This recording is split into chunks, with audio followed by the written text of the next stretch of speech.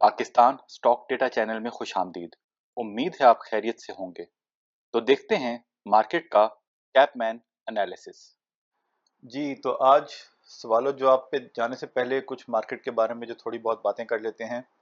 तो फ्राइडे को मार्केट तकरीबन जहां से खुली थी वहीं पे बंद हुई, लेकिन और लोग कहेंगे कभी आज तो कुछ खास मूवमेंट नहीं हुई, लेकिन अगर पूरी मार्केट को देखें तो सारा दिन मार्केट प्रेशर में तबाही फेरी गई। और पावर सेक्टर पे हम वीडियो बना चुके हैं। पावर सेक्टर की वजह से सब कुछ हुआ और बस डे एंड पे जाके वापस उसको ऊपर ले आए मार्केट को थोड़ा सा, ताकि महसूस ना हो। लेकिन ये कि तबाही काफ़ी फेरी गई। बहरहाल आगे चलते हैं जी। पिछली वीडियो में हमने जिक्र किया था कि पाकिस्तान होटल डेवलपर्स में हमने वो कुछ थोड़े बहुत लिए हैं और उसको काफ़ी रिस्की करार दे के जनरली लोगों को हमने डिस्करेज ही किया था।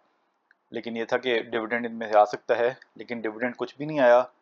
तो जैसे ही इसका रिजल्ट आया हमने इसमें सारे शेयर्स बेच दिए थे। थोड़ा सा हमें लॉस हुआ, मतलब नेट में तो हम इसको उस पॉइंट ऑफ व्यू से देखते हैं ना कि हमने इसको डिविडेंड से पहले खरीदा था और उसके बाद अच्छा खासा हम इसमें प्रॉफिट हुआ था, तो हम उसको उस हिसाब में देख रहे हैं। तो उस हिसाब में तो हमें लॉस नहीं हुआ। लेकिन वैसे हमने कोई रिसेंटली जो थोड़े बहुत खरीदे थे वो 53 पे खरीदे थे और 52 पे बेच दिए, वो हमने बुक कर लिया क्योंकि हमने सिर्फ शॉर्ट टर्म डिविडेंड के गेन के पॉइंट ऑफ व्यू से इसको लिया था।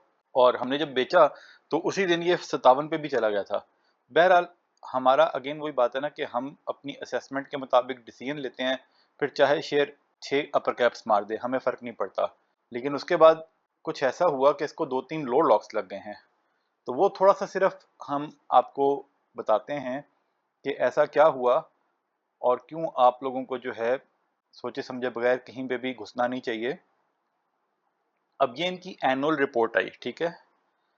अब अगर हम इनकी चले जाते हैं इसको कि इनकी इक्विटी कितनी है। अब तो ये कंपनी ख़त्म होगी ना, तो यानी कि वो इक्विटी शेयर होल्डर्स उसके मालिक बनेंगे। पैसे भी आ गए, अब तो डिविडेंड भी बहुत सारे दे दिया। लेकिन अब वैसे ना देख लेते हैं क्विकली। अब इनका देखें जी, यहाँ पे आ रही है, किधर आ गई, ये है जी 14,401 बिलियन। अब हम कैलकुलेटर पे अपने सामने कर रहे हैं, इसको डिवाइड करेंगे, इसके 18 मिलियन शेयर्स हैं तो ये बनते हैं जी 800 रुपये।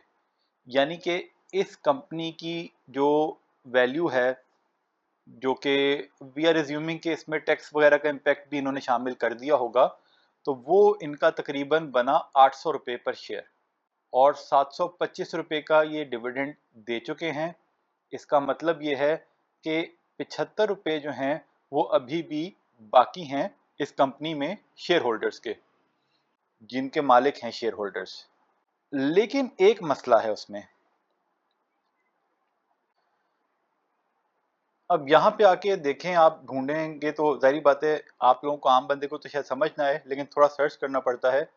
सब्सीक्वेंट इवेंट्स होते हैं बेसिकली कि जब ये रिपोर्ट इशू हुई 30 जून की हुई, तो उसके बाद कंपनी का कोई मटेरियल इवेंट तो नहीं हुआ।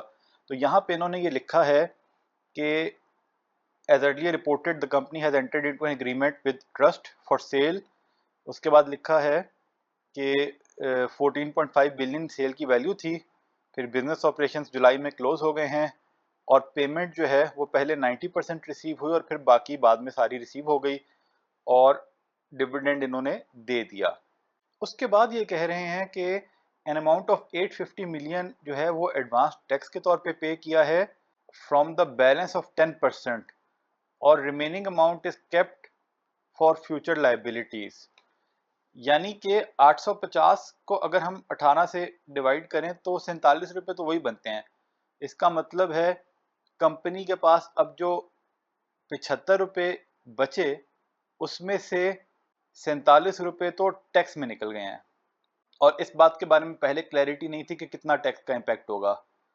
और जो 28 रुपये बचे वो इन्होंने होल्ड कर लिए हैं कि अगर कंपनी के खिलाफ कहीं पे कोई लिटिगेशन आ जाती है या कोई टैक्स वाले कहते हैं कि भाई ऑड लाइबिलिटी है, कोई इनके केसेस चल रहे हों, तो वो उस हिसाब से ये वो अभी नहीं पे करेंगे और कोई आइडिया नहीं है कि ये वो कब तक होल्ड करेंगे। तो ये भी एक नई लर्निंग आज हमें यहाँ से मिल रही है कि जब कंपनी वाइंडिंग अप के लिए जाएगी तो जो उसकी टोटल बुक वैल्यू में से उसको पैसे मिलेंगे वो सारे के सारे शेयर होल्डर्स में डिस्ट्रीब्यूट नहीं करेगी, कुछ ना कुछ पैसे उसमें से रखेगी अपने पास। और ये भी हो सकता है कि वो पैसे अपने पास 3 से 4 सालों के लिए रखे, क्योंकि टैक्स लायबिलिटी तो 3-4 सालों 6 साल तक जो हमें लगता है टैक्स वाले पुराने रिकॉर्ड्स कभी भी खोल सकते हैं। ये एक नई लर्निंग यहाँ से पता लगी। बहरहाल अगर कोई इतना लंबा इंतजार करना भी चाहता हो, तब भी इस इंफॉर्मेशन के मुताबिक उसको सिर्फ 28 रुपये मिलेंगे। तो उस हवाले से जब लोगों ने प्रोबेबली इसको जब पढ़ा, तो हर कोई तो पढ़ता नहीं है, कुछ लोगों ने खरीद लिया होगा, तो वहां से उसके बाद उसको लोड लॉक्स लगे और उस हवाले से ये 38 रुपये पर भी महंगा है। तो ये सिर्फ आपके सामने पेश करना था, ताकि अगर कोई रिस्क लेने वाला शख्स इसमें फंस गया है तो फिर वो देख ले कि उसने क्या करना है। और अगर सपोज करें, मान लें कि टैक्स वाला इम्पैक्ट उन्होंने पहले ही ले लिया हुआ है, क्योंकि यहाँ पे हो सकता है उन्होंने एडवांस टैक्स करके रिकॉर्ड 30 जून को ही कर लिया हो, हमें उसके बारे में क्लैरिटी नहीं है, ना हम इतनी डिटेल में भी इसको स्टडी कर रहे हैं, और इसके पास बाकी शेयर होल्डर्स को देने के लिए 75 रुपये हों, तो फिर भी वो 75 रुपये उन्हें जल्दी नहीं मिलने वाले। अच्छा जी, अब अगर देखें सिटी फार्मा को, जो कि हमने असेसमेंट्स में, वैसे तो हमने हमेशा फार्मा सेक्टर को इग्नोर ही किया है, लेकिन हमने एक दो दफ़ा उसमें से अगर किसी एक कंपनी को थोड़ा सा बेहतर कहा तो सिटी फार्मा थी, और हमने ऑनेस्टली इसमें बहुत ही थोड़ी सी 1-2 हज़ार लेके रखे हुए थे, तो ये एकदम बीच में काफ़ी ऊपर चली गई, यहाँ से 30, 33, 35 के पास से, और आज थोड़ा सा नीचे आया, लेकिन काफ़ी ऊपर चला गया वैसे, क्योंकि इसकी रिसेंटली काफ़ी मटेरियल खबरें भी आती रही हैं। जैसे एक तो ये इन्होंने पीछे यूएसए में एक्सपोर्ट शुरू कर दी हैं, उसके अलावा अभी इनकी आज खबर आई, और ये खबर आते साथ ही ये वही चक्कर हुआ कि buy on rumour and sell on news. तो इसमें इन्होंने बताया कि ये जॉइंट वेंचर जो है इन्होंने एस्टेब्लिश किया है सऊदी अरेबिया की किसी कंपनी के साथ, और ये कह रहे हैं कि additionally this partnership opens the door to exporting city pharma products to other regions including India, China. यानी कि ये इनके लिए मुस्तकबिल में असेसमेंट तो करनी मुश्किल है कि कितना बेनिफिट होगा, लेकिन काफ़ी बेनिफिशियल हो सकता है। लिखा हुआ है, this partnership will accelerate our growth allowing us to expand into new territories. तो इसमें ये है कि अच्छा, इनकी अगर ये रिसेंटली जो इनके अकाउंट्स आए उनमें फ्यूचर आउटलुक को देखते हैं कि डायरेक्टर्स ने उसमें क्या कहा है। As we look ahead to the financial year ending, City Pharma remains optimistic about its growth, यानी कि इनको ग्रोथ की उम्मीदें हैं, और ये सब्सटेंशियल ग्रोथ एक्सपेक्ट कर रहे हैं। अब सब्सटेंशियल ग्रोथ तो तभी हो सकती है कि अगर 2 की ईपीएस 4 हो जाए, 4 की ईपीएस 8 हो जाए, आज 8 4 की ईपीएस 8 हो जाए, 8 की 10 हो जाए। लेकिन अब ये इट्स टू अर्ली टू से, लेकिन वो उनको उम्मीदें बज़ाहिर काफ़ी लग रही हैं। उस हवाले से इतना ऊपर आने के बाद भी अब रिसेंटली अगर देखें तो इस साल का इनका रिजल्ट 3.65 की ईपीएस आई थी, और डिविडेंड भी इन्होंने 3.25 का दे दिया, काफ़ी डिविडेंड था। और अगर अगले सालों में ये 7-8 रुपए की ईपीएस वाकई में हो जाती है, but it's too early to say again, लेकिन अगर हो जाती है और डिविडेंड भी अच्छा देते हैं, तो फिर तो इस रेट पे भी इसको थोड़ा सा देखा जा सकता है। अगर इनकी हिस्ट्री देखें, जब इनका आईपीओ आया था तो उसके बाद इसने तकरीबन 50 तक का हाई मारा था, और वहां से फिर ये गिर गिर के 20 पे आ गया। तो अब जो लोग टेक्निकल की बेसिस पे काम करते हैं वो बेशक इंतज़ार कर सकते हैं कि वो, बल्कि 53 का हाई है, कि वो प्रीवियस हाई को ब्रेक करे तो फिर वो उसमें एंट्री लें। ये और बात है कि वो 55 पे जाके फिर 45 पे भी आ सकता है, लेकिन ये है कि वो टेक्निकल वाले उस तरीके से इसको देख सकते हैं।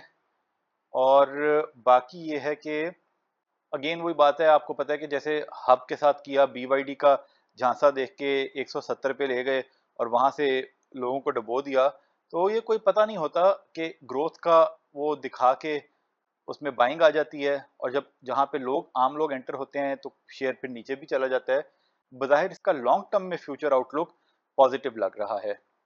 तो अगेन हमने तो वही बात है, 33 पे जो थोड़ा सा लिया था वही हमारे पास पड़ा है अभी। हम इसमें कोई ज़्यादा इस तरफ आपको नहीं कह रहे कि करें, लेकिन एक तवज्जो दिलानी थी, तो आप देखना चाहें तो देख लें।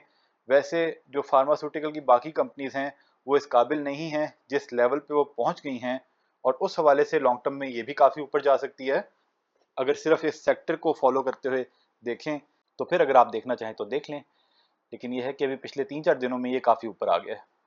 अच्छा जी, उसके बाद है जी, ये खबर आई है, ECC allows additional export of sugar. तो अगेन हमने पिछली वीडियो में या उससे पिछली में कहीं पे कवर किया था कि अब जो भी शुगर बेची जाएगी इसके रिजल्ट्स जो हैं वो अगले साल क्वार्टर वन में रिफ्लेक्ट होंगे। और शुगर का क्वार्टर आता है अक्टूबर से दिसंबर, पहला क्वार्टर होता है। तो अभी जो सितंबर ख़त्म हो चुका है उसके रिजल्ट्स जो आएंगे वो अच्छे नहीं आएंगे, क्योंकि एक्सपोर्ट्स की इजाज़त तब तक नहीं मिली थी। लेकिन फिर भी इन खबरों की वजह से अब पता नहीं ऊपर जाता है सेक्टर पहले ही ऊपर चला जाए और फिर रिजल्ट आने के बाद नीचे आए और फिर क्या हो। बहरहाल फॉर द टाइम बिंग हमारा अभी फिर भी इस चीज़ को हम इतना इस सेक्टर को फॉलो नहीं कर रहे, तो फॉर द टाइम बिंग हम इस सेक्टर में इतना इंटरेस्टेड नहीं हैं। तो आप लोग अगर देखना चाहें तो देख लें, क्योंकि इसमें जो हमने हिस्ट्री को असेस करके देखा है तो प्रिडिक्ट करना बहुत मुश्किल होता है इनकी ईपीएस, कभी बहुत ज़्यादा कभी बहुत कम। तो हम फॉर द टाइम बिंग इसको अवॉइड कर रहे हैं। फिर जी ये साज़गार्ड ने अपने प्रोडक्शन एंड सेल्स का डेटा दिया, इस महीने भी काफ़ी ठीक ठाक आया है। और अब हम देख लेते हैं इसका, जो हम इसका चार्ट में जाके देखते हैं। अच्छा जी, ये यहाँ पे हमने पहले एस्टिमेट किया होता सितंबर का, अब हमने सितंबर का एक्चुअल लिख दिया है। और अगेन ये एनालिटिकल एनालिसिस के मुताबिक अब जब इस क्वार्टर का Q1 का रिजल्ट आएगा तो इसके मुताबिक वो 69 रुपये की ईपीएस हो सकता है। और अगर 69 रुपये की ईपीएस होती है तो आप यही समझ लें कि अगले 4 क्वार्टर्स में फिर वो एस्टिमेशन बन जाती है तकरीबन 250 से 280। बट लेट्स सी के रिजल्ट कितने आते हैं। और 250 से 80 की एस्टिमेशन के हवाले से या एक क्वार्टर में 70 की ईपीएस के हवाले से, या आप खुद देख लें कि वो यहाँ पे इस रेट पे सस्ता है कि नहीं। और लॉन्ग टर्म के व्यू से हमने उसमें पोजीशन ले ली हुई है, और मे भी हम उसमें पोजीशन को इन्हेंस करें अगर हमें कहीं और से थोड़े बहुत प्रॉफिट्स मिलते हैं, या अगर हमने कहीं पे शिफ्टिंग करनी हुई तो हम कुछ इसमें और इन्वेस्टमेंट कर सकते हैं। लेकिन फॉर द टाइम बिंग हमने इसमें जितना इन्वेस्ट करना था वो हमने इसमें इन्वेस्ट कर दिया है। आगे बढ़ने से पहले बताते चलें, हम कोई बाय सेल कॉल नहीं देते, सिर्फ फंडामेंटल एनालिसिस करते हैं। फैसला सबने खुद करना है, क्योंकि मुनाफे में मौज अपनी अपनी और नुकसान में दौड़ अपनी अपनी। जो हमारी वीडियोस देखते हैं और पसंद करते हैं उनका शुक्रिया। जिन्हें हमारी वीडियोस पसंद नहीं वो प्लीज ना देखें। अब चलते हैं जी सवालों पे। तो पहली वीडियो देखते हैं हम आईपीपी कॉन्ट्रैक्ट टर्मिनेशन की। अच्छा जी, 99.99 that's amazing, I also bought today, इंशाल्लाह असेसमेंट विल बी ट्रू। भाई आपने दूसरी वीडियो देख ली होगी तो असेसमेंट तो ख़राब होगी इस दफ़ा, क्योंकि हमने तो यही सोचा था कि अगर आईपीपीज़ को इन्होंने एग्रीमेंट ख़त्म किया तो वो सॉवरेन गारंटीज़ को इनिशिएट करेंगे। लेकिन अब आपके सामने ही है जिस तरह ये काम हुआ है, उस बारे में तो फिर कोई अपना पॉइंट ऑफ व्यू नहीं दे सकता। लेकिन फिर भी उसके मुताबिक जो हमारे लिए अच्छा या बुरा है वो हमने आपको बता दिया है। कभी कभार इतनी ज़बरदस्त जो असेसमेंट, इतनी मतलब प्रोबेबिलिटी जिसकी हाई हो, वो भी गलत हो सकती है। अच्छा जी, हब ने तो हवास बाख्ता कर दिया है, लोगों की चीखें निकाल दी हैं। बिल्कुल ऐसा ही है, लेकिन देखें वही बात है, डाइवर्सिफिकेशन सिर्फ जो हमारा, ठीक है, हमारा हमारा अभी 3-4 दिन पहले से या 1-2 हफ्ते पहले से जो हमारा प्रॉफिट था उससे काफ़ी नीचे नज़र आ रहा है। लेकिन अगर हम over the period of 3 months देखें तो यही समझ लें कि जो हमें ठट्ठा से बेनिफिट हुआ था वो इसने कम कर दिया है। लेकिन हम अभी भी पिछले 3 मंथ्स के होराइजन में पॉजिटिव में हैं। तो ये this is the power of diversification and not exposing too much into one share. अच्छा जी, you are right. Altan and LPL is backed by receivable assets, but the notification by government is depressing. It shattered the investor confidence. I I have had sizable amount in Altan, which I sold today for few hundred of profits. Thought it's better to exit than fall prey to players and government. Similarly, I have huge chunk of shares in LPL too. I am unable to exit in loss. भाई अगर आपने वो video देख ली है तो हम तो अभी भी उसमें बैठे हैं, तो अब आप देख लीजिए। हमारे मुताबिक तो उसमें नहीं एग्जिट करना चाहिए, लेकिन अगेन हम किसी को नहीं मशवरा दे सकते, हर एक ने फैसला तो खुद ही करना है। अच्छा जी, ग्रेट फॉर टाइमली अपडेट। वो टाइमली अपडेट भी इन्होंने यार लगवा दी है, क्योंकि इन्होंने टाइमली अपडेट नहीं की। और अच्छा, हमें जो है ना इसमें, ये हमने उस वीडियो में शायद इसको कवर नहीं किया कि यार हमें थोड़ा सा अफसोस हुआ, क्योंकि जब हब की एजीएम आई थी वहाँ पे चेयरमैन और उन्होंने, ठीक है वो प्रेशर में नज़र आ रहे थे, लेकिन उन्होंने शेयर होल्डर्स को अश्योरेंस दिलाई कि कोई मसला नहीं होगा। उस मीटिंग के बाद कोई डंडा ज़्यादा चला है तो वो और बात है। लेकिन अगर उन्होंने इस लेवल तक उनका हो चुका था कि वो साइन करने जा रहे हैं, तो थोड़े दिनों पहले उन्होंने वो मीटिंग की थी एजीएम की, तो हमें लगता है उन्होंने फिर शेयर होल्डर्स को डिसीव किया है, तो दैट्स नॉट वेरी गुड। अच्छा जी, today LPL board meeting is in progress, let's see announcement of board meeting tomorrow. ये तो जी अब तक आ गई हुई है, और अब वो शेयर होल्डर्स की मीटिंग कॉल करेंगे, लेकिन अभी तक क्लैरिटी नहीं दी उन्होंने कि क्या पैसे मिलेंगे, कितने पैसे मिलेंगे। तो अब अगर वो उनकी ईओजीएम होती है ऑनलाइन, तो सब लोग वहाँ पे भाई पहुँचें और उनके जो है रगड़ के रख दें उनको। अच्छा जी, प्लीज गिव एनालिसिस वान नोबल। यार वान नोबल डिविडेंड कम देते हैं वैसे, ठीक है। अभी अगर उसका हमने रिजल्ट आया हुआ है, अगर टाइम मिला तो कवर कर लेंगे लॉन्ग टर्म में, लेकिन अच्छा हो सकता है वो। अस्सलाम वालेकुम sir, I agree with you, looks like they are manipulating things here, I did the same thing. बस यार मैनिपुलेशन कई दफ़ा वो, अब यही बात है ना कि रूमर्स का पहले से 100% अंदाज़ा नहीं लगाया जा सकता कि रूमर्स सच्चे हैं या गलत हैं। तो ये बस बड़े प्लेयर्स इसमें से फ़ायदा उठा जाते हैं और छोटे प्लेयर्स को नुकसान हो जाता है कई दफ़ा। 14 अक्टूबर को एल्टिन की other and financial board meeting है, अगर ये 2 से 4 रुपये का डिविडेंड देता है तो इस पर्पज़ के लिए यहाँ पर इसकी बाइंग बनती है। या रिस्क लेना चाहें तो मंडे को बाइंग कर दें इसकी, और देने को दे सकते हैं 4-5 रुपये का डिविडेंड, पर देगा या नहीं देगा हम नहीं जानते। और उसमें भी कुछ शॉर्ट टर्म इसमें मूव बनेगी, तो स्टे ज़्यादा करने का नहीं हम कम से कम कहेंगे। तो आप अगर करना चाहें तो उतना ही मंडे को इसमें रिस्क लें जितना, अगर किसी भी वजह से, यानी कि सपोज करें इसने सिर्फ 1 रुपये का देंगे तो सही, मतलब इनकी हिस्ट्री यही कहती है कि जब इस तरह की मीटिंग है तो डिविडेंड देंगे। तो अगर 1-1.5 रुपये का डिविडेंड दिया तो मार भी पड़ सकती है। तो उतना ही रिस्क लें जितना आप उसका बर्दाश्त कर सकें। बस आप बहुत सिंपल एनालिसिस कर रहे हैं बॉस। अच्छा, company close book value circular debt etcetera hub बंद नहीं होगी, एलपीएल का कॉन्ट्रैक्ट टर्मिनेट भी हो जाए तो कोई कंपनी आपको बुक वैल्यू के अकॉर्डिंग पे नहीं करने वाली, ऐसी कोई मिसाल नहीं, सब अकाउंटिंग का खेल है। शेयर प्राइस डाउन जाती रहेगी और जब शेयर वैल्यू बिल्कुल पैनी हो जाएगी तब ये बुक वैल्यू क्लोज वाला सीन। देखिए, आपकी बात को हम मुकम्मल तौर पे गलत नहीं कह सकते, और इसका थोड़ा सा जो फर्दर एनालिसिस है हमने वो पावर सेक्टर वाली वीडियो में किया है। लेकिन अगर आप इसका हमसे बेहतर एनालिसिस कर सकते हैं तो हम आपको सजेस्ट करेंगे कि आप इसका एनालिसिस करके आप इसकी जो है वीडियो बनाएं, ताकि लोगों को उससे फ़ायदा हो। और आप काइंडली हमारे साथ भी इसका लिंक शेयर करें। और ये हम कोई आपको टॉन्ट नहीं कर रहे, हम वाकई में कह रहे हैं कि अगर आप इसका बेहतर एनालिसिस कर सकते हैं तो काइंडली आप ज़रूर करके एक वीडियो बनाएं और हमें उसका लिंक शेयर करें। थैंक यू जी। अच्छा, वैसे आपने जो ये बात कही ना कि ऐसी कोई मिसाल नहीं मिलती कि कंपनी ने अपनी बुक वैल्यू के हिसाब से शेयर होल्डर्स को पैसा दिया हो, तो आप सिर्फ एक मर्तबा ना पाकिस्तान होटल्स डेवलपर्स जो हैं उनके 2023 के एनुअल अकाउंट्स देखें। आप देखें उसकी बुक वैल्यू क्या आ रही है, और आप फिर ये देखें कि उन्होंने अपने शेयर होल्डर्स में कितना बांटा। तो ये ज़रूर एक दफ़ा चेक करके अगली दफ़ा कमेंट भी करना है आपने कि आपने चेक किया कि नहीं किया, 2023 में उसकी बुक वैल्यू कितनी आ रही थी और शेयर होल्डर्स को उसने कितना दिया है। इसके लिए आपको वीडियो भी बनानी नहीं पड़ेगी, कमेंट करके बताइएगा। टाइमली अपडेट, एलपीएल क्लोज नहीं होनी मंशा ग्रुप का आपको पता है। Hub also link with PDM, it's hard to close this IPPs. Hub वैसे भी बीवाईडी के साथ, अब ये इसकी वो तफसील जो भी है वो हमने वीडियो में एड्रेस कर दी है, जो भी इसका हमारा पॉइंट ऑफ व्यू है। बट अगेन यही है कि pivot and let's make strategy for tomorrow. अब जो होना था वो हो चुका है, इस पे अब हम कुछ नहीं कर सकते। अच्छा जी, अगली वीडियो देखें जी। ये कौन सा था, रिसीवेबल्स वाली। SPWL is very consistent dividend payer and high dividend yield stocks for so many years. Dividend दे देते हैं लेकिन बहरहाल उनके मसाइल ज़्यादा हैं ना वो लोन्स वाले, और अब तो पता नहीं आगे क्या होता है। अच्छा जी, गुड वर्किंग इंफॉर्मेटिव वीडियो, लेकिन यार इन्होंने ये जो डिसीजन लाए हैं डंडे के ज़ोर पे सब कुछ ही फारिग करा दिया है। ठीक है जी, थैंक यू जी, thank you. First time see thank you जी। ऐसी वर्किंग करते पूरे इंटरनेट पे किसी को नहीं देखा, अगर किसी ने की भी है तो शेयर नहीं करता। थैंक यू जी।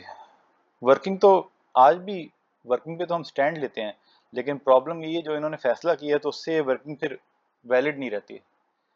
अच्छा जी, ग्रेट इन्फॉर्मेशन, थैंक यू जी, thank you, thank you. Thank you. ये सब वो खबर आने के बाद से पहले है ना, इसलिए सारे वंडरफुल कह रहे हैं, वरना कहते कि ओए तुम गलत एनालिसिस कर रही है तुमने। अच्छा जी, थैंक यू जी। बिल्कुल सही बात है जी। अच्छी वर्किंग है, बहुत मेहनत है, you deserve clapping for it, overall NPS the best, agreement भी। लेकिन वही बात है, आप पावर सेक्टर वाली वीडियो में इसकी तफसील देख लें। इतनी एनालिसिस के बाद भी कोई कहे कि कौन सा शेयर लूँ तो फिर जी thank you. The news top story today, government terminate and not pay any dues. जी लेकिन इसमें and not pay any dues ऐसा तो हमें नहीं लगता क्या है, ये क्लैरिटी नहीं थी, सिर्फ टर्मिनेशन की बात आई थी और फिर आहिस्ता आहिस्ता उन्होंने रिवील किया, बल्कि अभी तक किसी को क्लियर नहीं है कि होना क्या है। Please analyse OGDC. जी ओजीडीसी का किया हुआ है, आप इसको सर्च कर लें, अभी रिसेंट जब अकाउंट्स आए थे उनके। प्लीज़ जब्स क्या बताएं यार, जब्स कौन सी कंपनी है? JUB, jubilee spinning and weaving mill, ये कड़ी है भाई, सानू नहीं पता भाई। अच्छा जी, 12 रुपये डिफ़ॉल्टर है ये तो। और अगर फाइनेंशियल्स को देखें, फाइनेंशियल्स तो यार 5 रुपये की ईपीएस आई है, लेकिन डिफ़ॉल्टर है, पता नहीं डिफ़ॉल्टर कई दफ़ा कोई छोटे मोटी वजह से भी डिफ़ॉल्ट कर जाती है। और अगर इसका ग्रॉस प्रॉफिट थोड़ा अदर इनकम है यार, अदर इनकम वाली कंपनियों ट्रस्ट वर्दी नहीं है, ये सिर्फ वन टाइम इनकी कोई इनकम हुई हुई है। चलें अब देख रहे हैं तो देख भी लेते हैं यार। 27, अच्छा ये अकाउंट्स पे जाके पता लगेगा।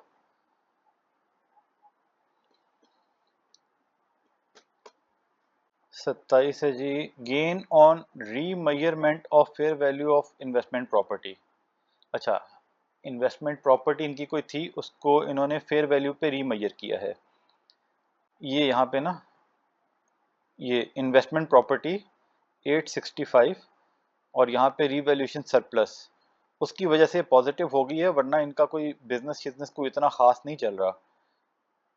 और अगर ये देखें ना, 3 मिलियन ग्रॉस प्रॉफिट है और 66 मिलियन एडमिनिस्ट्रेटिव लॉसेज हैं।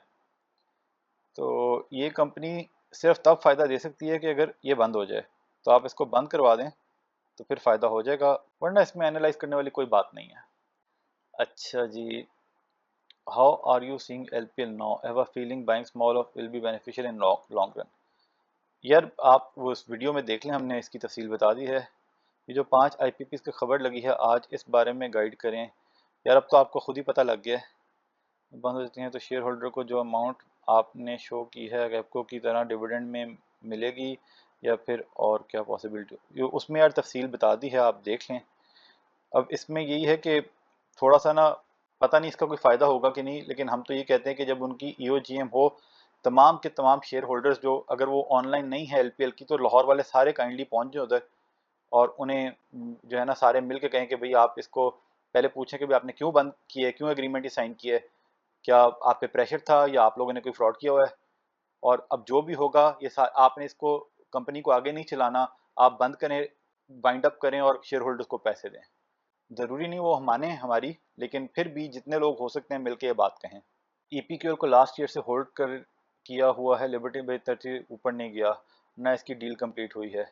बस यार ये कई दफ़ा धोखा भी दे देते हैं, बात कह के तो कुछ और कर देते हैं। असेंबली से अप्रूवल मिल जाएगी यार, जब वो ज़ोर ज़बरदस्ती करेंगे फिर कौन रोक सकता है। और इस सब की जिक्र हमने वो पावर वाली वीडियो में कर दिया, अगर आपने नहीं देखी तो देख लें। इसका भी जिक्र हमने यार उस पावर वाली वीडियो में कर दिया है। उसके बाद है जी, सलाम सर जी, 4 साल में जो मैंने नहीं सीखा वो आपको ज्वाइन करने में 4 मंथ में सीख गया। स्टॉक मार्केट अल्लाह आपको और आपको रोज़ मज़े ही मज़े करवाए, दुआ। बस यार हम तो एनालिसिस करते हैं, मज़े तो किस्मत से हैं, और कभी मज़े देखें ना उल्टे भी पड़ जाते हैं। तो बाकी लेकिन लेकिन पॉइंट वही है ना कि अगर हमने सीखा है, समझा है और उसके हिसाब से हम चल रहे हैं, तो फिर लॉस में परेशानी नहीं होगी, और लॉस को भी हम फिर स्ट्रेटजीज अपनी बनाएंगे कि अब हमने आगे कैसे कवर करना है और आगे कैसे प्रॉफिट में जाना है। इसीलिए हम हमेशा कहते हैं कि स्टॉक मार्केट को, किसी भी शेयर की असेसमेंट या उसमें इन्वेस्टमेंट कम से कम 3 साल के पॉइंट ऑफ व्यू से करनी चाहिए, विद रेगुलर असेसमेंट कि भाई वो वाकई में वो सही चल रही है कि नहीं। और वैसे स्टॉक मार्केट को 20-30 साल के होराइजन में देखा जाता है, क्योंकि बाहर के मुल्कों में लोग इसको अपनी रिटायरमेंट प्लानिंग के हवाले से इसमें इन्वेस्टमेंट करते हैं। तो उस हिसाब से सीख के चलें तो ये इंशाल्लाह ये जो लॉस अगर हुए भी हैं ये कहीं और से पूरे हो जाएंगे। Amazing, keep up the good work. Thank you जी, एक्सलेंट, थैंक यू। प्लीज़ जब कब बताएं, बता दिया जी, आपने पहले ही कहा होगा। Sir evaluate NCL, Nishat Chunian. यार इसका असल में यार सच्ची बात है, ये हमने इसमें फ़ायदा कमा लिया है और अनफॉर्चुनेटली हमारे पास टाइम नहीं मिला था। इसके रिजल्ट्स आने के बाद हम इसकी वीडियो बना नहीं सके थे, इसके रिजल्ट्स अच्छे आए थे तो हमने इसमें शॉर्ट टर्म में तो बेनिफिट बना लिया है, लेकिन लॉन्ग टर्म में यहाँ से बेहतर हो सकता है और भी। लेकिन अभी ये है कि टाइम मिला तो इसका एनालिसिस करेंगे, लेकिन इसके लिए यार सॉरी। अच्छा जी, न्यूज़ आ रही है कि एलपीएल को गवर्नमेंट बंद करने जा रही है, अगर ऐसा हो गया तो एलपीएल का क्या होगा? यार दुआ करें बंद हो जाए, बस वो उसको ये ना हो कि पैसे भी ले लें उनके जो मेजर शेयर होल्डर्स हैं और फिर वो आगे डिस्ट्रीब्यूट भी ना करें। बस इस दुआ करें बंद हो जाए तो कम से कम इस रेट पे आपको नुकसान नहीं होगा, ये पैसे आपको सारे मिल जाएंगे। प्रॉफिट हो ना हो कितना भी हो, लेकिन ये पैसे मिल जाएंगे या मिल जाने चाहिए, क्योंकि अभी तक हमारे वैसे भी क्लैरिटी तो दी नहीं है उन्होंने कि कितने पैसे मिल रहे हैं, लेकिन अभी तक की असेसमेंट यही है। अच्छा जी, उसके बाद है जी ये गपशप वाली video. I am regular listener of you, जज़ाकल्लाह जी। यस, ठीक है जी। सर मैं आपकी वीडियो को फॉलो करता हूँ, ना तो का लॉस रिकवर कर चुका हूँ। चलें जी, अल्लाह का भी शुक्र अदा करें। अच्छा जी, अस्सलाम वालेकुम sir, after a long time I am putting my comments sir, I am not sure about people but I can definitely से less or more, but inshallah we will achieve our goals if we are protected from thieves, those who are sitting in the market and saying something. Thank you जी, बस दुआ में याद रखा करें।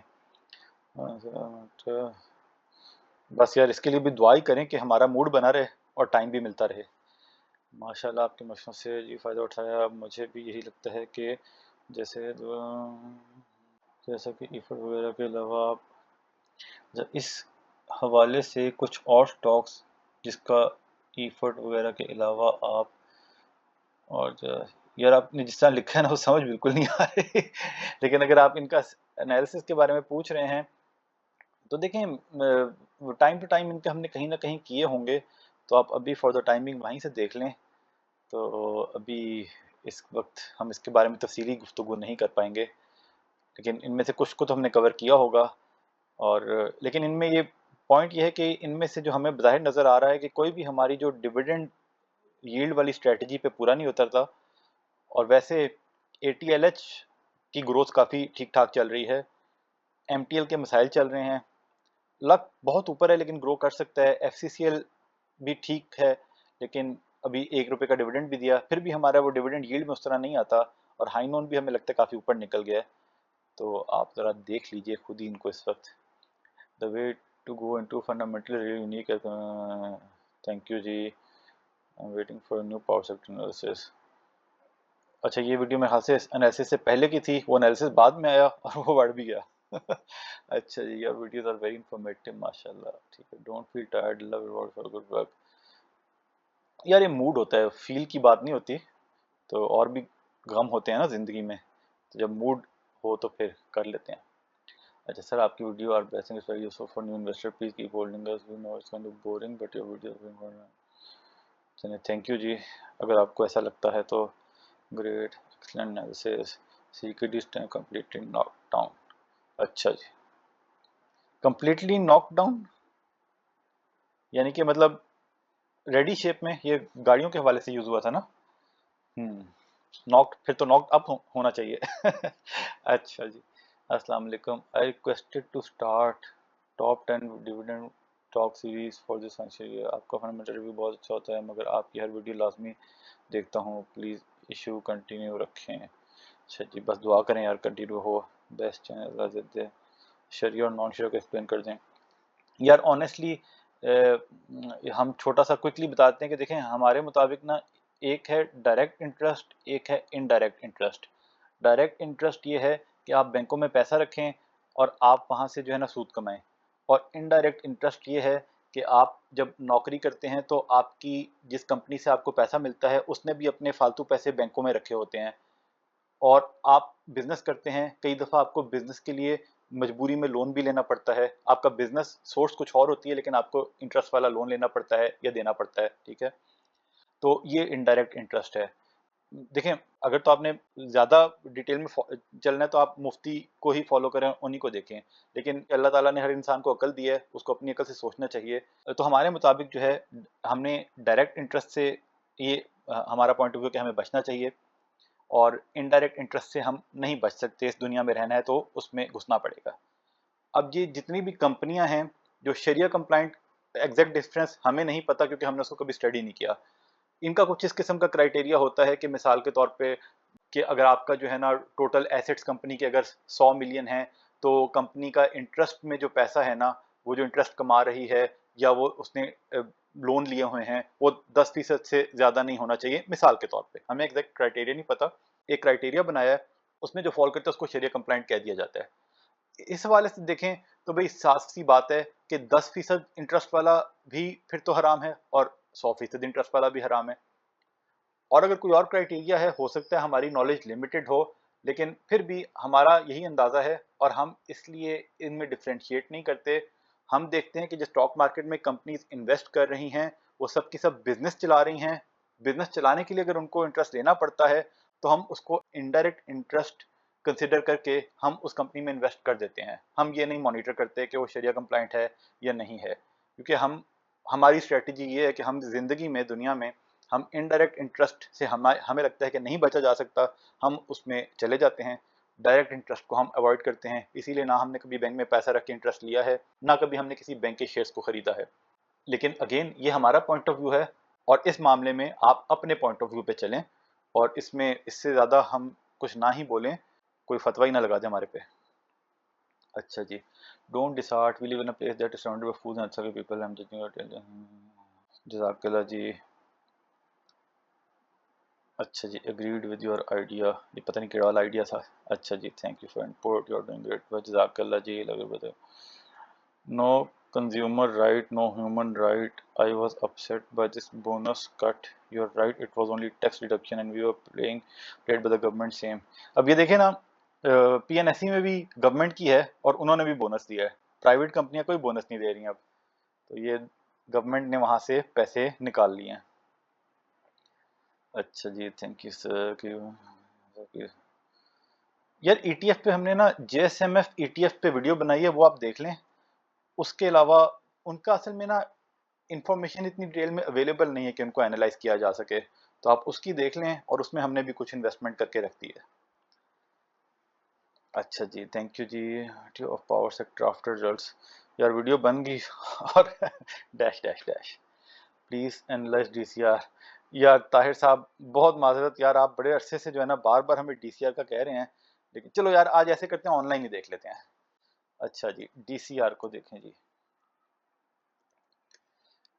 अच्छा जी, अभी हम डिटेल में नहीं देखेंगे, अभी हाई लेवल देखते हैं। आज माशाल्लाह ये तकरीबन 3.5% ऊपर रहा, 18.36 पे है।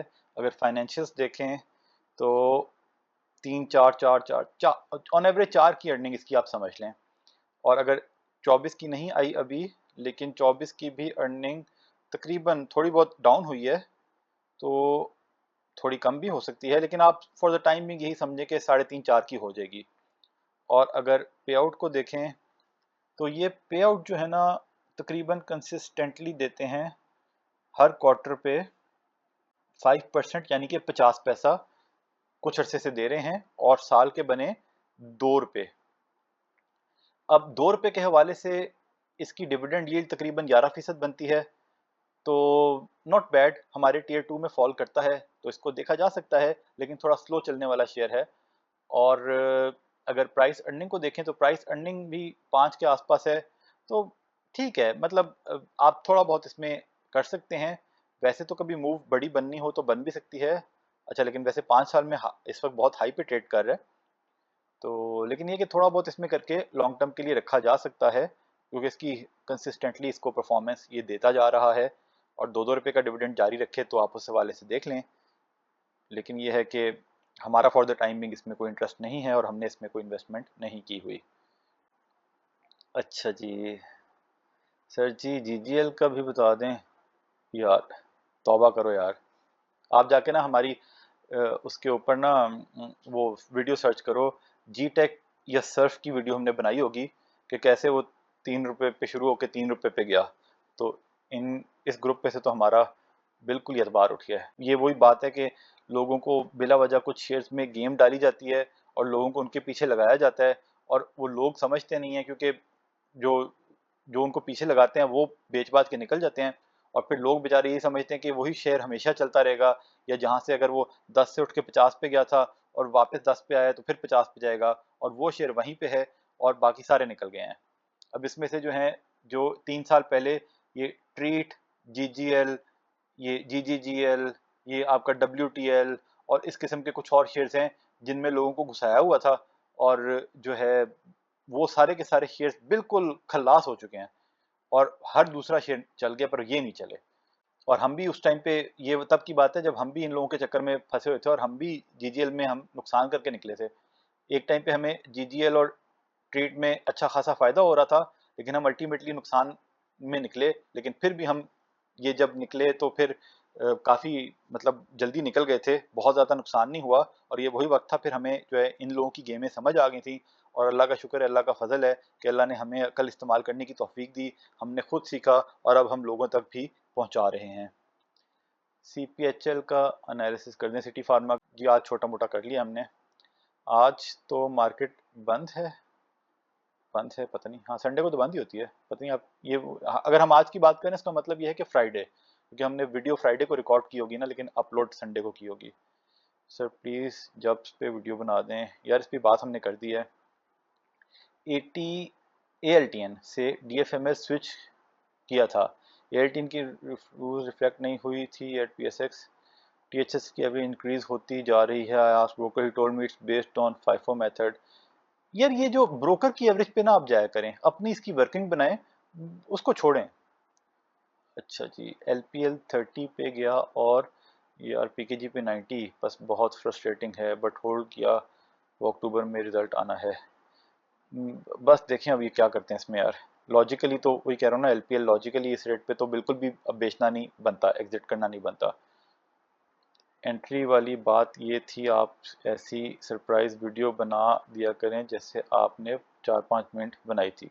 यार वो अगेन उस दिन हमें बहुत ज़रूरी लगा था तो हमने बना दी, वरना दिन में वो टाइम नहीं होता।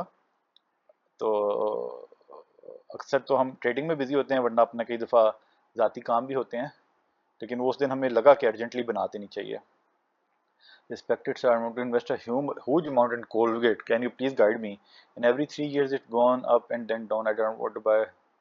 ना भाई, आप कोलगेट पे हमारी वीडियो सर्च कर लें, इस पे तो हमारी अच्छी खासी डिस्कशन अवेलेबल है। हम तो कोलगेट के हक में बिल्कुल भी नहीं हैं, और ये है कि आप अपना फैसला करें। कल को कोलगेट 3 साल में डबल हो गया तो हमें ना इल्ज़ाम देना। अच्छा जी, शेख ब्रदर, GCIL का बताएं भाई। ना जी ना, ऐसे शेयर्स पे हम बात ही नहीं करते। अच्छा जी सर जी, ATRL बाय किया जा सकता है 320 तक 1-2 साल के लिए? यार ATRL का असल में मसला ये है कि, अच्छा इसमें हमने जो है ना अपना इन्वेस्टेड माल जो है ना डबल कर लिया था, और वो धोखे में डबल हो गया था। Self praise video, self advertisement, जाहिर बात है यार, हम नहीं अपनी तारीफ करेंगे तो कौन करेगा। अच्छा, तो ATRL की जब हम बात कर रहे थे, तो ATRL में हमने ना जब वो हालात ख़राब थे ना, तो ये तकरीबन 150 के आसपास था कहीं पे।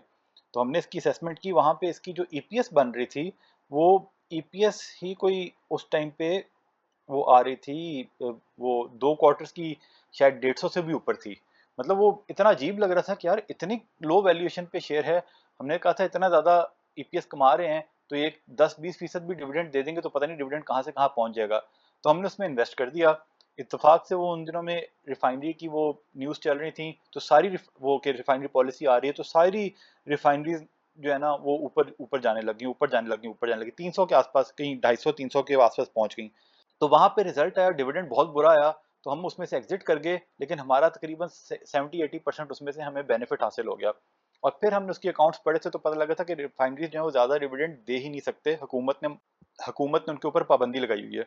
फिर लेकिन पिछले साल क्या हुआ, पिछले साल ये जुलाई में, जून में जो उनके अकाउंट्स है, तो उन्होंने बताया कि वो पाबंदी हुकूमत ने हटा दी है। हमने फिर थोड़ा सा ATRL खरीदा, और हमें ये लगा कि अब इसका जो है, हो सकता है अब डिविडेंड दे दें, लेकिन उन्होंने फिर भी जब रिजल्ट आए तो कोई डिविडेंड नहीं दिया, बढ़ाया नहीं।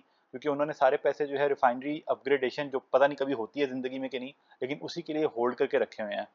तो बहरहाल जब दोबारा उन्होंने मायूस किया, हम फिर उसमें से निकल गए, लेकिन तब तक फिर हमारा थोड़ा सा और प्रॉफिट बन गया था।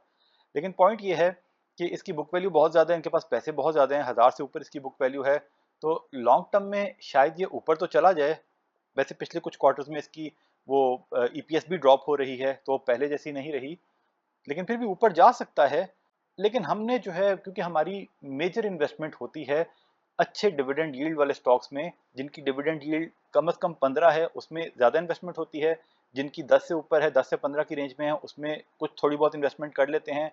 और या फिर उसके अलावा अगर हमने नॉन डिविडेंड यील्ड वाले शेयर्स में अगर जाना हो, तो फिर हम तलाश करते हैं वो शेयर, जैसे हमें ठट्ठा सीमेंट का शेयर मिल गया, जिनकी ईपीएस कंसिस्टेंट बेसिस पे काफ़ी ज़्यादा इम्प्रूव हो रही हो, तो फिर वहाँ पे हमने रिस्क उसमें लिया और वहाँ पे हम चले गए। तो लिया जा सकता है, और 1-2 साल में यू नेवर नो, डबल भी हो सकता है, लेकिन हमारी इस वक्त इसमें कोई खास इन्वेस्टमेंट नहीं है।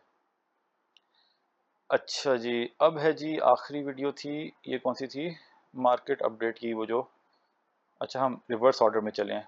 अच्छा ये तो पिछली दफ़ा हो चुकी थी, इसमें 1-2 कमेंट्स नए आए थे, वो देख लेते हैं। एक तो ये भाई हर वीडियो पे कमेंट कर रहे हैं, तो यार आप एक ही वीडियो पे कमेंट किया करें, जब हम पढ़ेंगे तो फिर हम देख लेंगे, उसका जवाब दे देंगे। 4 दफ़ा कमेंट करने से ये नहीं होगा कि अगर हम कोई काम नहीं कर सकते वो कर देंगे। अच्छा जी, please make a video on SPWL after a fundamental change in the power sector, why are you not covering SPWL? यार हमारे एनालिसिस में तो हमेशा कवर्ड होता है, और ये कवर कर चुके हैं, आप देख लिया होगा आपने वीडियो, और जो वीकेंड पे है वो भी आपने देख ही ली होगी, नहीं देखी तो देख लें। अच्छा जी, तो काफ़ी लंबी यार 2 वीडियोस हो गई इस वीकेंड पे। तो आई होप कि आप लोगों को कुछ ना कुछ इसमें से सीखने का मौका मिला होगा। और देखें, हमारी वीडियोस चाहे एनालिसिस अच्छा हो बुरा हो, लेकिन ये गारंटी नहीं दी जा सकती कि हम जिस भी शेयर को अच्छा कहेंगे वो लाजमी ऊपर ही जाएगा। कई चेंजेस, डायनामिक वर्ल्ड है, डायनामिक मार्केट है, चेंजेस होती रहती हैं, प्रॉफिट भी होता है, लॉस भी होता है।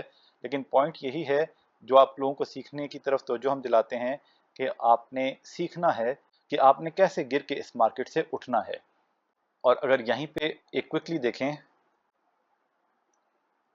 हब तो क्योंकि असेसमेंट किसी और बेसिस पे की गई थी, और उसमें बाद में न्यूज़ कोई ऐसी बुरी आ गई। लेकिन अगर आपने इस किस्म के शेयर्स में इन्वेस्टमेंट की हुई है, और वो भी जाके आपने कहीं पे 360 पे इन्वेस्टमेंट की हुई है, 300 से ऊपर की हुई है, तो ये जब गिरता है ना, तो फिर इसमें से उठा भी नहीं जा सकता। तो ये देखें ना, इसकी हिस्ट्री सिर्फ देख लें, इसमें सिर्फ गेमर्स ही घुसते हैं। ये यहाँ पे 140 तक गया था ये, हालात ख़राब होने से पहले, और नीचे फिर ये 32 से 30 रुपये तक आ गया। अब कितने आप में से ऐसे होंगे जिसने इसको 30 रुपये पे लिया और 360 पे बेचा, या फिर जिन्होंने टेक्निकली देख के इसको 150 पे खरीद के 360 पे बेचा? कितने होंगे आप में से? और अगर कोई ऐसा होगा जिसने यहाँ पे खरीदा और 360 पे उसने नहीं बेचा, तो उसने आज भी नहीं बेचा होगा। तो ऐसे शेयर से हम समझते हैं कि लोगों को अवॉइड करना चाहिए, वरना फिर वो स्टॉक मार्केट में ये कहते हैं कि जुआ है और लूट लुट आ गए, और दूसरों को भी मना करते हैं कि यहाँ पे ना आओ। लेकिन जो हब वाला सिनेरियो है वो डिफरेंट है, और अब हमने जब देख लिया, हमने अपनी असेसमेंट को रिविजिट किया, अब हमें लगता है कि अगर तो हब सही है तो हम उसमें स्टे करें, अगर हमें लगता है कि इस रेट पे अभी के लिए सही नहीं है, तो फिर हम उसमें से अपना डिसीजन को चेंज करें और नई स्ट्रेटेजी बनाएं। और ये अगर कल को फिर 360 पे भी चला गया, हम इसकी तरफ फिर भी नहीं देखेंगे। तो ये शेयर्स होते ही वो शेयर्स हैं जिनसे आप लोगों की जेब से माल अपनी जेब में डाला जाए, और इन शेयर्स का कोई मकसद नहीं होता। ओके जी, अल्लाह हाफिज़। ये सारा डेटा हमने PSX की साइट से लिया, आप खुद वैलिडेट करें, फिर अपना फैसला करें। याद दहानी करवा दें कि बाय सेल कॉल नहीं थी, वजह पहले बता चुके। तज्जिया पसंद आया तो शेयर, लाइक, सब्सक्राइब करें, बेल आइकॉन पे क्लिक करें। खुश रहें और अपने अमल पे तवज्जो दें। अल्लाह के हवाले।